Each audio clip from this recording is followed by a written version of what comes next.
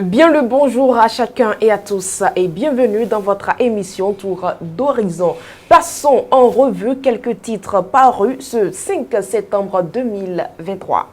Fidèle internaute de Guérite TV Monde, bonjour. On démarre la revue des titres de ce jour par le quotidien Maison. La Guérite, présidentielle 2026 au Bénin. Yahi en campagne précoce pour son fils Nasser, point d'interrogation. Diplomatie, Martine Moureux, nouvelle ambassadrice du Canada au Togo. Nommé président de la transition au Gabon, le général Nguema prête serment devant les institutions dissoutes. Après son décès des suites d'une césarienne, la justice autorise enfin l'inhumation de Marlène Zomaron. La tribune de la capitale, 50e édition du championnat du monde de pétanque à Cotonou. Plus de 500 supporters pour galvaniser guépards et amazones. L'informateur, rançonnement des usagers par certains agents de la police. Le DGP alerte et prévient. Pour des raisons de construction des voies, l'université d'Abomey-Calavi ferme son entrée principale. Le campus est accessible jusqu'à nouvel ordre par les entrées secondaires. Le matinal, police républicaine, guerre ouverte contre le rançonnement. Décryptage info, après un mois de fermeture, le Niger rouvre son espace aérien aux vols commerciaux. Premier sommet sur le climat à Nairobi, cap sur le financement climatique en Afrique. Lutte contre la corruption, la population invitée à dénoncer les policiers rançonneurs. La boussole à présent, fièvre hémorragique Lassa dans le nord Bénin. La mort d'un infirmier isolé à Natitengu interpelle le gouvernement. Le coopérant, polémique autour de la subvention sur les prix du carburant au Nigeria. Menace de grève, pas des syndicats du pays. À la manchette du quotidien Dabarou, l'on peut lire ce matin bien-être de la femme, la bonne hygiène menstruelle pour prévenir les complications. Et puis concours de recrutement de militaires, la visite médicale prévue pour le 11 septembre.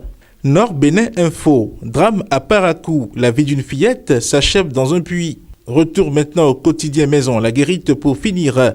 Après son décès des suites d'une césarienne, la justice autorise l'inhumation de Marlène Zomaron. Et puis après une fête interrompue le 27 août 2023, le DG de IFE Group rassure ses clients. Fidèle internaute de Guérite TV Monde, ce sera tout pour la revue des titres de ce jour, mardi 5 septembre 2023. À demain. Dans votre rubrique L'invité du jour, nous retrouvons Kofi Assouvi, juriste. Il nous parle du testament.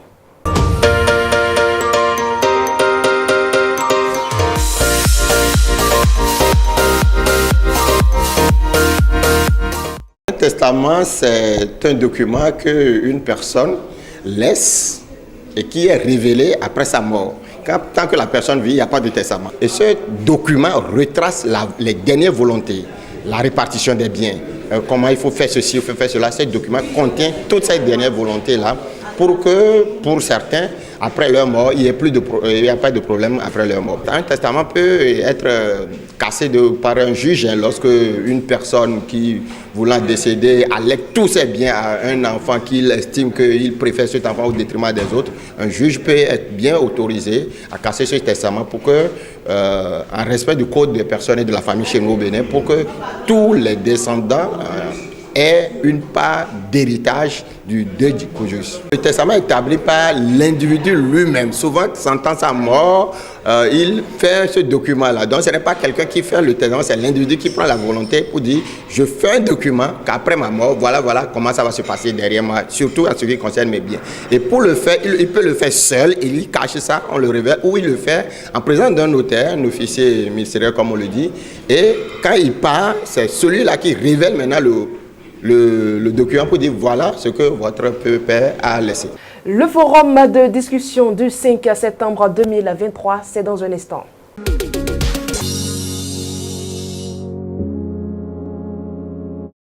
Nous ouvrons à présent le forum de discussion avec Charles Alban Daoui. Charles Alban Daoui, bonjour. Bonjour Latifat Corridor. Activisme de Yahi Boni sur le terrain. Le buffle de Tchaourou a visiblement repris service. Absolument, et on peut le voir, on peut le constater après une accalmie dans laquelle il s'est plongé au lendemain des législatives de janvier 2023 où on l'a vu très actif sur le terrain. Alors, on a vu Boni Yahi entre-temps, dans les activités religieuses, mais entre le mois de juillet et le mois d'août, il y a eu une certaine accalmie. Il a fallu attendre fin août, début septembre pour remarquer que oui, l'homme est retourné sur le terrain comme à ses habitudes et comme, pour qui connaît, l'ancien président Boni Yayi, c'est quelqu'un qui est coutumier de ce genre de fait-là. Il aime apparaître en public, se fait entourer de personnes, être dans les foules, etc. etc. Donc c'est l'homme en lui-même cela. On l'a vu donc récemment, le week-end écoulé, dans plusieurs localités du Bénin. Il a fait l'axe Tchaourou-Banté, ensuite il s'est rendu dans la Liborie. On l'a vu à Tchaourou aux côtés de personnes sinistrées par des pluies diluviennes. On l'a vu à Banté aux côtés de familles de triplés. On l'a vu également aux obsèques d'un oncle maternel de son ancien ministre des Finances, Komi Kouché. Et par la suite, il est allé dans la Liborie. On l'a vu à Segmana, on l'a vu à Kandi, on l'a vu à Banikwara.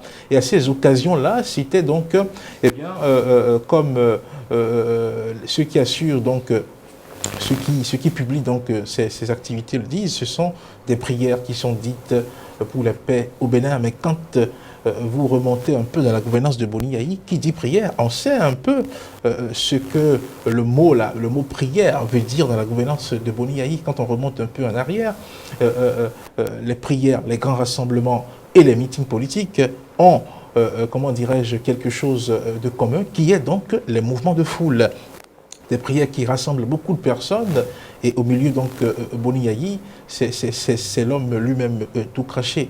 Donc vous voyez un peu toutes ces activités-là qui sont menées, on peut les considérer comme des activités religieuses d'un côté, parce que oui, on parle de prière, mais l'homme lui-même, quand on le sait animal politique et quand on le sait homme politique, il devient parfois difficile de faire la limite entre les activités politiques et ces activités religieuses. Parce que les prières, ce sont des rassemblements de personnes, et lui-même, au milieu de ces personnes-là, est-ce qu'après les prières, on se disperse ou il y a d'autres messages qui sont passés? Point d'interrogation. Et on se pose la question de savoir, mais écoutez, pourquoi est-ce que cela se fait actuellement? Et on le voit, comme on le voit pas seul, on le voit avec les cadres, les leaders du parti dont il est le président d'honneur. Donc toutes ces choses-là font naître des interrogations. Ce n'est pas forcément fait par hasard, ce n'est pas forcément fait pour le simple plaisir de le faire, parce que Yayi Boni, quoi que l'on dise, il continue d'être un homme politique qui a un certain impact sur les foules au Bénin. Charles Albandaoui, peut-on assimiler ces sorties de l'ancien président Boni Yayi comme une campagne précoce pour son fils Nazer? Nasser Yayi, vous voulez dire. Bon, vous savez, des indiscrétions, certaines indiscrétions ont amené à sortir ce nom-là. Je disais tout à l'heure que cela n'est pas fait comme ça en l'air, cela n'est pas fait comme ça au hasard. Il est vrai qu'à ses côtés, on voit des cadres et personnalités du parti Les Démocrates qui l'accompagnent dans tous ces déplacements-là. Et donc, si cela n'est pas fait comme ça au hasard, l'on se pose la question de savoir, mais pour qui est-ce qu'il le fait? Lui-même, en tant que personnalité, en tant que président d'honneur du parti, il n'a plus la possibilité de candidater à quoi que ce soit. En tout cas, en ce qui concerne la fonction présidentielle, pas du tout. Donc, et on sait que 2026 est déjà dans la tête, dans le calendrier politique de beaucoup d'hommes politiques, que ce soit de la mouvance. Et donc, dans le camp de l'opposition, forcément, il y a quelque chose qui se prépare sans doute. Et donc, quand on voit un peu ces choses-là, il est vrai que celui dont on parle, Nasser Yayi, il n'est pas très actif sur le terrain politique. Ce n'est pas quelqu'un que l'on voit sur les terrains politiques. Mais dans le landano politique, il y a de ces personnes-là qui restent souvent dans l'ombre, pour qui d'autres travaillent jusqu'à ce qu'on vienne les révéler. Quand vous prenez le président même Patrice Talon qui a pris le pouvoir, ce n'était pas un homme actif sur le terrain politique, mais il était, comme le dit quelqu'un, un politique non partisan, et il a fallu une certaine occasion pour qu'il s'affiche publiquement. Quand on prend Olivier Bokod, dont on suscite actuellement la candidature de part et d'autre, il n'est pas un homme que l'on voit dans les meetings partout. Donc du coup, que l'on cite le nom de Nasser Yayi, ça ne devrait pas forcément étonner, ou bien ça ne devrait pas être considéré comme une incongruité. Il est bien possible que en coulisses, quelque chose soit en train de se préparer. Et pour lui. Et donc, on ne peut pas dire que oui, le fils en question, il n'est pas un acteur politique. On ne peut pas le dire tout de go. Pas parce qu'on ne le voit pas sur le terrain politique. Il peut bien être un acteur politique qui est là dans l'ombre, en sourdine, et pour qui le papa est en train de poser des pas pour peut-être l'horizon 2026. Ce sont des interrogations, on se pose des questions du genre. Il n'est pas déplacé de les poser parce qu'en politique, beaucoup de choses se passent et ça aussi peut être quelque chose qui est projeté et qui pourrait se faire ainsi. Merci à vous, Charles Bondaoui. C'est moi qui vous remercie. Mesdames et messieurs, c'est la fin du forum de discussion du 5 septembre 2023. Autre rubrique à présent, point de la première journée d'entraînement des Guépards du Bénin pour le compte de la 6e journée des éliminatoires de la CAN Côte d'Ivoire 2023. Lancement de la 3e édition du Mondial des communautés et autres informations sportives sont à suivre de la page des sports. L'entraîneur des Guépards du Bénin, Guénot Ro, a officiellement lancé les préparatifs de l'équipe en vue du match crucial contre le Mozambique. La première séance d'entraînement s'est tenue ce lundi 4 septembre 2023 à 16h30 au stade général Mathieu Kérékou et marque ainsi le début de l'intense préparation pour la rencontre à venir. Rappelons que lors de la conférence de presse où il a dévoilé sa liste de joueurs retenus pour la dernière journée des éliminatoires de la CAN 2023, il a réaffirmé son engagement envers les jeunes joueurs. Guénot Ro a exprimé son désir de donner plus de responsabilités aux jeunes talents au sein de l'équipe nationale du Bénin. Il a souligné sa confiance en leur potentiel en déclarant, je cite, « Les jeunes, c'est vrai que ça fait beaucoup de changements depuis mon arrivée. On a envie de donner le pouvoir aux jeunes. J'ai confiance en eux. Je pense que l'avenir leur appartient. » Fait de citation. Le sélectionneur a été également interrogé sur le choix du capitaine pour le match crucial. Mais Guénot Ro a gardé le suspense intact en déclarant « Qui sera le capitaine? Ce n'est pas à vous que je le dirai. Ce n'est pas à vous, journalistes, que je le dirai. Je dois d'abord le dire en priorité à mes joueurs. » Fin de citation. Une déclaration qui laisse planer le mystère sur la nomination du leader de l'équipe pour ce match décisif. Nous parlons à présent de la 3e édition du Mondial des communautés qui a été lancée le samedi 2 septembre 2023 au stade René Pleven à Akpakpa, Cotonou. En match d'ouverture contre le Tchad, le Bénin a triomphé avec un score impressionnant de 3-0 contre le Tchad. Le moment décisif est survenu à la 20e minute lorsque Zimé Habib a ouvert le score avec une superbe conclusion après un jeu en triangle bien orchestré. Le Tchad a été réduit à 10 hommes à la 31e minute lorsque Hassan Sou a été expulsé pour une main en position de dernier défenseur, offrant au Bénin un penalty qu'ils ont conclu à la 33e minute pour creuser l'écart. Habib a ensuite inscrit son 3e but à la 41e minute, s'offrant ainsi un triplé spectaculaire.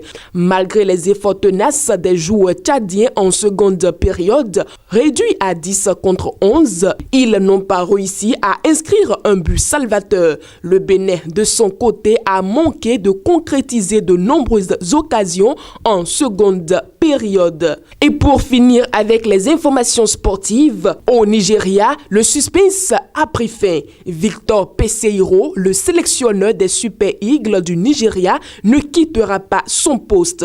La Fédération nigériane de football, NFF, a annoncé ce dimanche la prolongation du contrat du technicien. Dans le même élan, Peseiro a dévoilé la liste des joueurs retenus pour le match décisif contre Sao Tomé et Principe le 10 septembre prochain lors de la dernière journée des éliminatoires de la CAN 2023. C'est déjà la fin de ce numéro de votre émission Tour d'Horizon. Mesdames et messieurs, Apprenez à mettre des limites dans votre gentillesse. Sinon, tout le monde vous prendra pour un passage piéton et cherchera à vous marcher dessus. Excellente journée à vous.